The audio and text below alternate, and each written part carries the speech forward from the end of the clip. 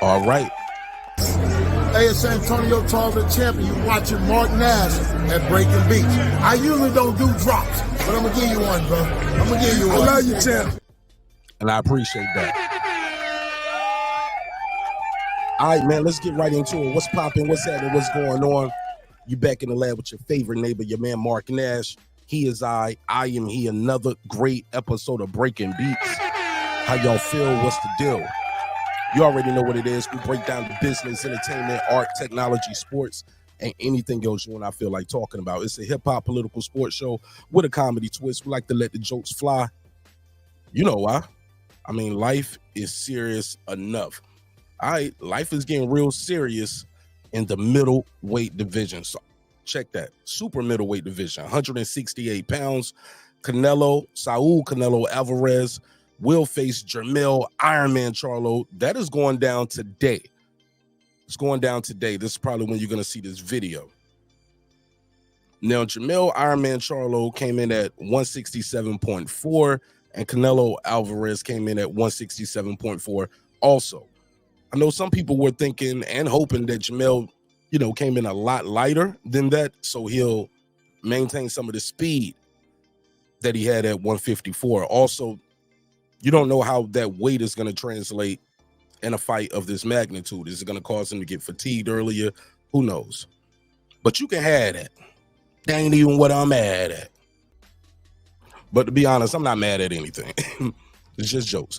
Bars too.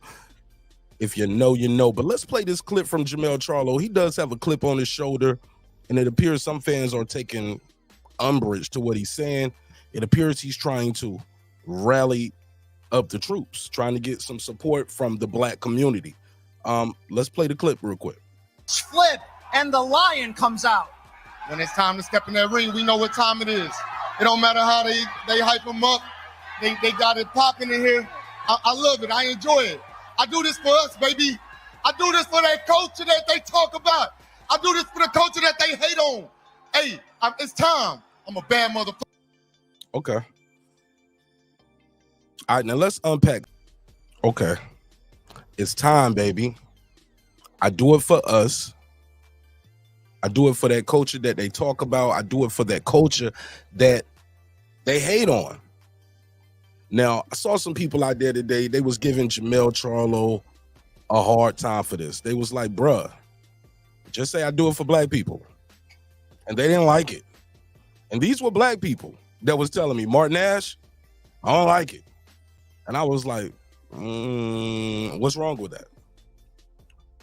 I'm just asking. What's wrong with him saying, hey, look, I do this for my people. They talk about us all the time. And they hate on us. Okay, cool. I ain't mad at it. Shoot. Rally the troops, right? Shots fired. Shots fired. Not so fast.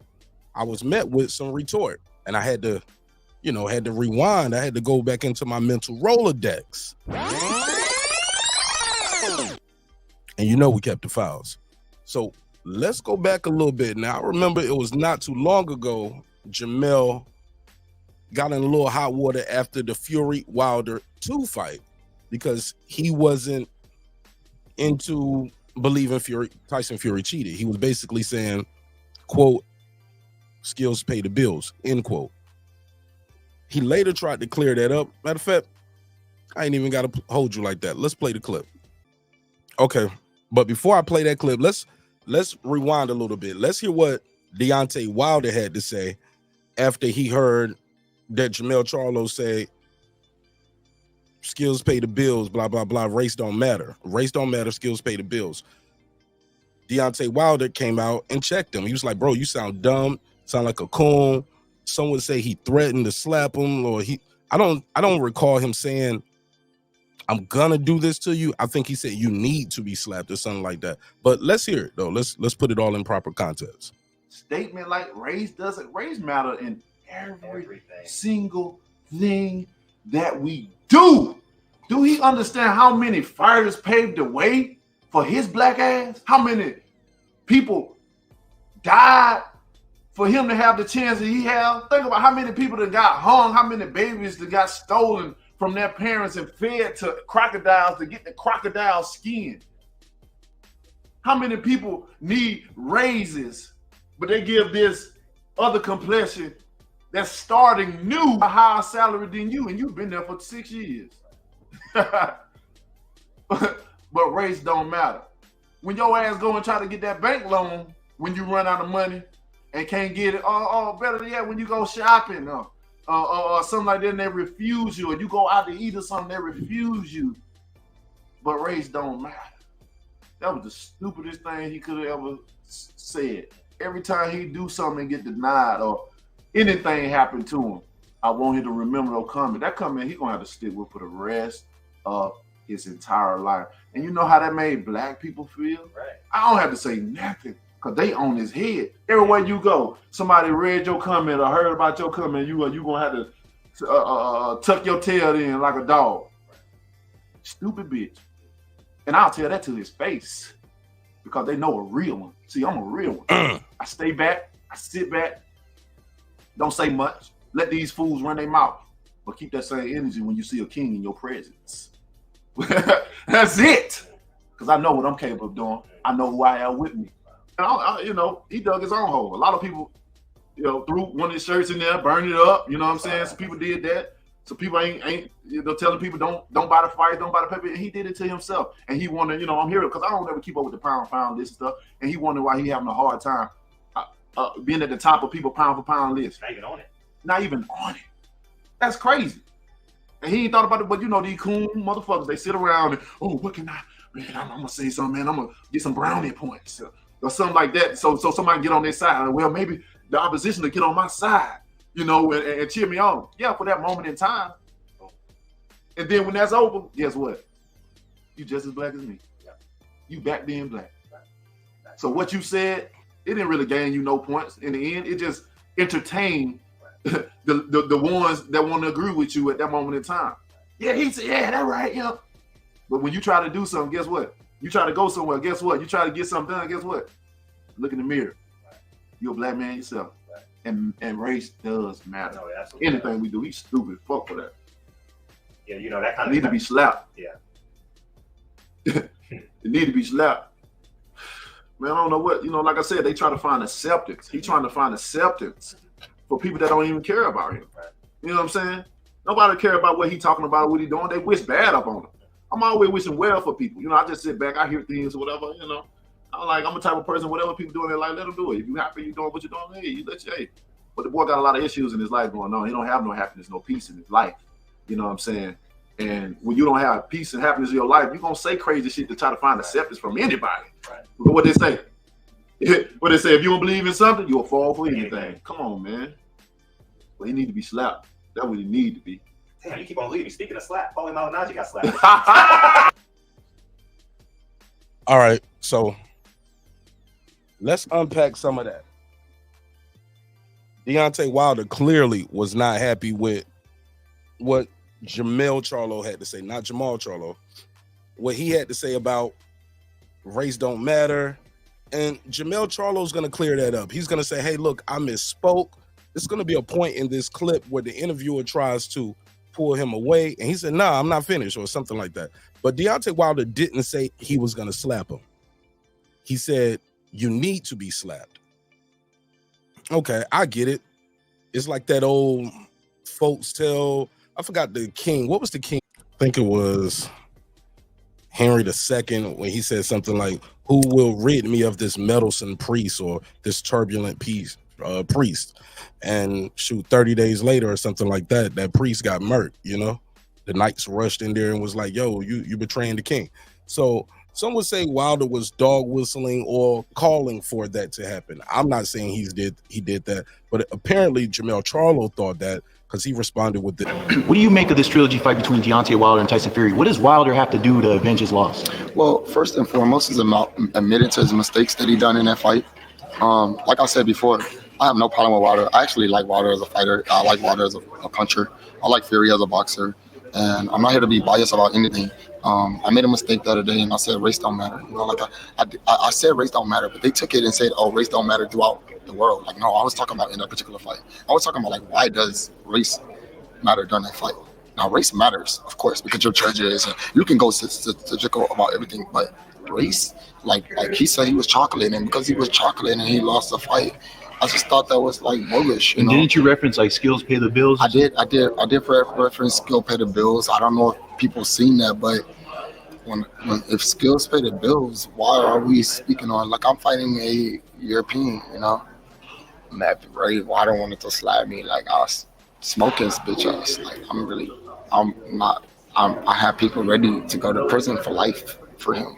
So if like I'm not interested in somebody saying they're gonna slap me, this is my life and your life that you're dealing with. So let's see who really more of that than like since you're so like right. Let's see if you really about that shit. Like, cause I was a part of this shit before boxing. Like that's what I stand for. But at the end of the day, this is boxing, right? And then in boxing, during that fight, you know, I didn't see a significant way that they can say he cheated. Now, a lot of people say, man, gloves and all of this. Commissions check gloves right before fight. During the fight, they don't leave. I don't see any position happening where Wilder could have made a mistake or Fury could have did some cheating shit. If they didn't catch that, they're bogus on that. All right, and I hate Fury for that. Like I don't fuck with none of these motherfuckers. Fuck a Fury, fuck a Wilder, fuck all these motherfuckers. This is about us in Texas, right? Like I don't care about none of that shit. But I'm not here to turn against my black people. I'm here for my black community. I'm here for my black fighters. I'm here for my black region, whatever. We've been doubted our whole life. We have never got the opportunity that we deserve. And because of that, I stand very strong for my black pride. And I want all of this to go out to y'all media people. I want y'all to present this out because, man, this is me correcting that bullshit that I said. When I said race don't matter, which I should have said race didn't matter during that fight. So don't let it get fucked up. Race matters, of course. And I stand very proud. My day in my city is Juneteenth. They wouldn't have made that out if they said race didn't matter. You know, they understand me, so therefore it does, okay? And I'm not done. I just want the world to know that I'm not afraid to speak on racism. And I know it's not fair, but at the end of the day, you know, we all going to heaven. Or we're trying to get, and it's a lot of things that we should accomplish before we die. And right now, I believe during that situation of trying to belittle me, they're wrong. I'm here for my people, but I'm also here for anybody. That's real time. Last question. Next is right. All right, so there you have it. Now, I thought he was very clear in trying to clean that up. Well, maybe clean that up is the wrong words. He was very clear in trying to articulate what he exactly meant because he heard the commotion and you heard the people already saying, hey, look, let's not support him because he also said Deontay Wilder and his broke A fans. So the fans were like, oh, so all Deontay Wilder, like people personalized it. People who supported Deontay Wilder internalized that, personalized it, and made their mind up right then. We're not supporting Charlo, or at least Jermell Charlo, right? But my question is it wrong to root for somebody just because they're black? Or is it wrong to root for somebody just because they're Mexican? They're Chinese. He's Filipino. He's from Cuba. This is a global sport. Is it wrong? Skills pay the bills, right? Here's my thing. It appears sometimes things are getting lost in the sauce right here, and I just want to give my take on a couple things. As a matter of fact, before I do that, I'm gonna tell y'all a real quick story. Everybody want to know, here's how the story goes. Story time.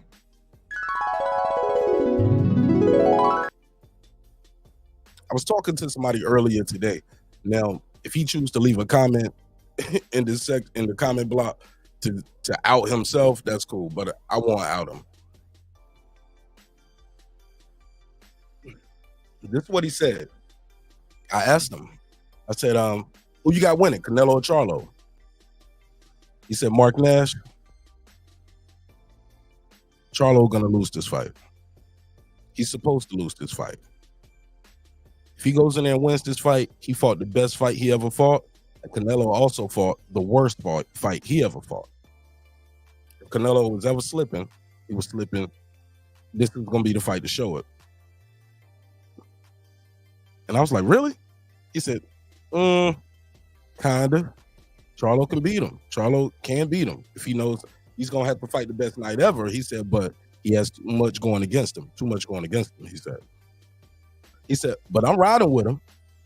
I hope he wins just because he's black. And I was like, damn. He's like, yeah, straight like that. He said, I'm going with him because he's black. He said, now, if I had to put money on the fight, I'm going to put my money on Canelo to stop him in the late rounds, mid to late rounds.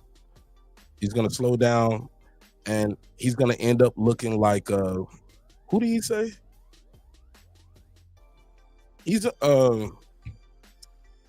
freezing. Oh, Kirkland. He said it's going to be a highlight reel knockout like Kirkland or either Amir Khan. I was like, bro, he ain't no Amir Khan. He said he's not going to see it. And it's just going to be a real quick reactionary punch, and he's going to catch him clean, and he's going to sleep him, or he's going to drop him. Then when he gets up, he's going to stop him after that. I was like, wow, okay. He said, but I'm betting on the black guy. He said, I'm always going to bet on black. I was like, really? He said, yeah, unless he's going against another black guy, then I pick, I'm going to rate it based off skills. I said, so black versus Mexican. He said, black. He said, always black. I said, okay. I said, Mexican versus white. He said, the Mexican. I said, Asian versus white. He said, the Asian. He said, anybody against the white man. I'm telling you, look, I'm not lying. Real conversation day. I hope he leaves a comment on this video. He said, yeah. Going against everybody over the white guy. I'm picking a black guy over everybody else. If them two against each other, I'll just pick one of those. But yeah. I said Mexican or the Asian. I said the Mexican. You get what I'm saying? So it's interesting how people, like, it's so cultural, it's so racial sometimes, and it's about what you can relate to, who you relate to, who struggle you relate to, and wanting to see that person win. That's my opinion. So with that said, Canelo versus Charlo is going down today. I think Canelo's winning, man. But am I wrong if I say, hey, I want to see the black guy win? Even if it's this black guy who seems to be not loved and not, like Deontay Wilder said, people boycotting your fights or saying, hey, we're not going to support your pay-per-views. And of course, that's what happened too. Jermell Charlo fought Castaño for Undisputed the second time at Carson, California, which is not the biggest arena, and it wasn't even sold out. It's about half full. I know people there personally who follow the show, who actually left their seat, went down and got a better seat, So that's the topic of the docket. That's the question of the night, or the question of the day. Who are you rooting for? Who do you think is going to win? And are you picking them just because they're familiar to you? Because some people aren't Mexican, but they're from a Spanish-speaking, country, like Cuba. So, yeah, I would pick the Cuban over the XYZ guy because he's a Spanish-speaking guy, or Dominican, or Puerto Rican. You'll pick the Spanish-speaking fighter. Does that make sense? I hope it did. So y'all leave me a comment. Let me know who y'all think is going to win and why. And are you picking them just because of their nationality, race, culture, heritage, etc.? It's your man Martin Nash, Breaking Beats, where we break down business, entertainment, art, technology, sports, and social issues, race, and all kind of things. Anything you and I feel like talking about. It's a hip-hop political sports show with a comedy twist. If you made it this far, you're the real MVP. Y'all leave me a comment. Let me know what y'all think of the story. It's your man Martin Nash, Breaking Beats. I'll see you in the next one. Peace.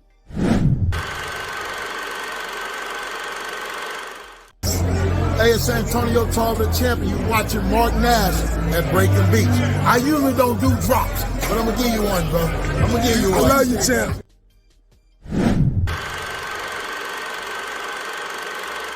This that squad, son.